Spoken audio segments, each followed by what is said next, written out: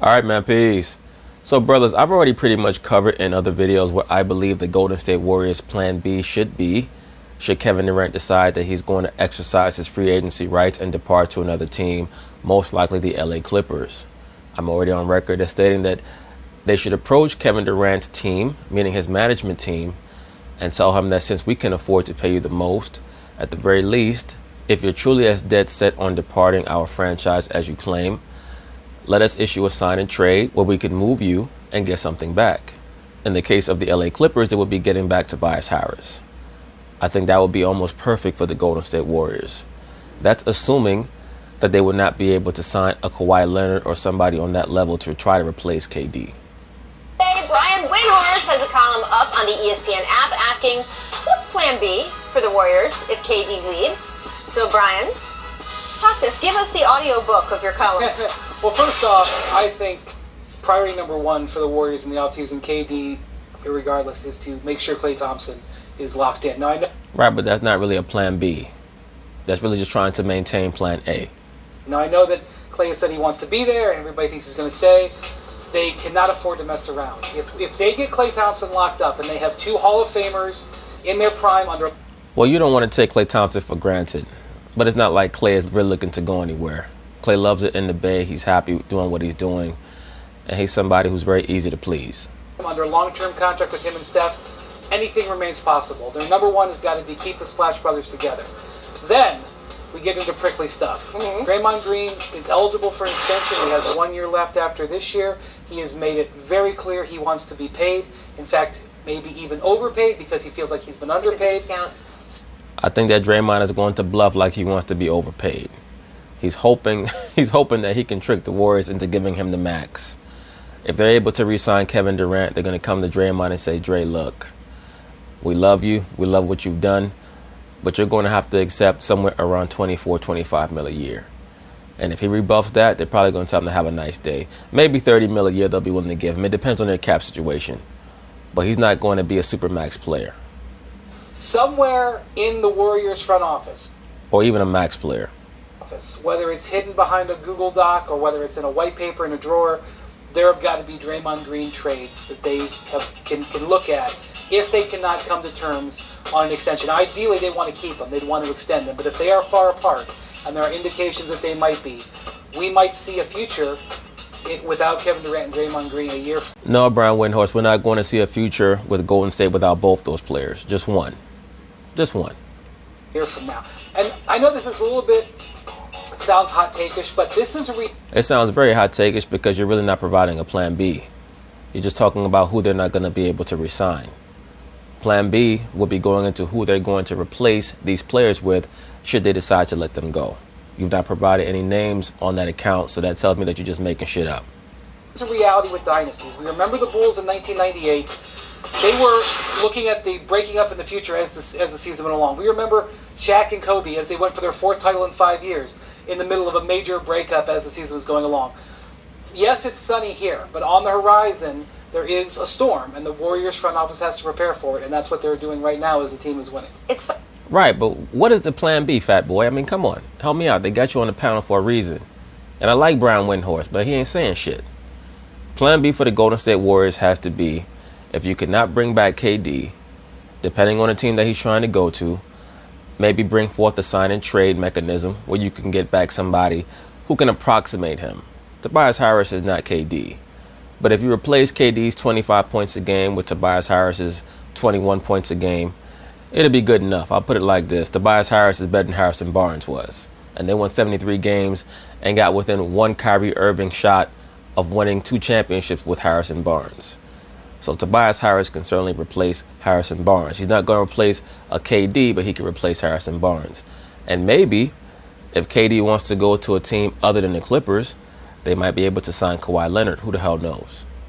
It's as I say here, Tracy, look, I understand that the idea that Kevin Durant might walk away from this dynasty is so crazy that we've been talking about it and talking about it and talking about it all year.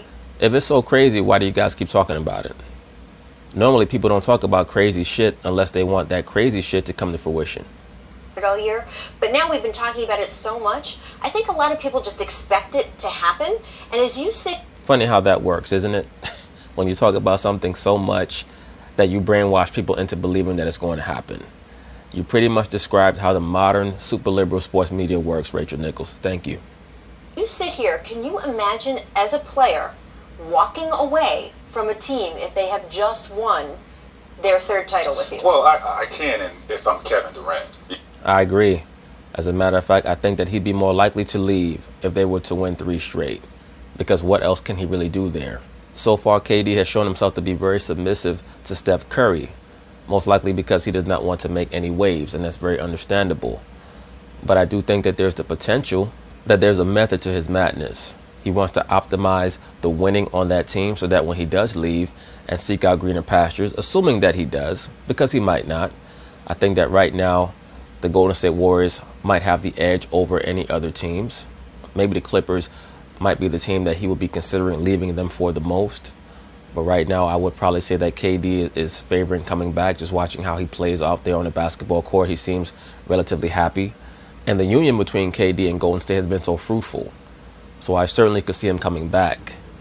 But I do believe that KD, there's a part of him in the back of his mind that says, if we win 3 straight, what else can I really do here? I'm always going to be second banana to Steph Curry. Do I want to have a couple of seasons somewhere else where I could average 33, 34 points a game while I still can? Maybe win another MVP? Because at the end of the day, people are going to evaluate his career based on accolades. Star players can claim that they don't care about accolades all they want. But when we talk about Jordan and LeBron, one of the main things that we do is we compare individual accolades.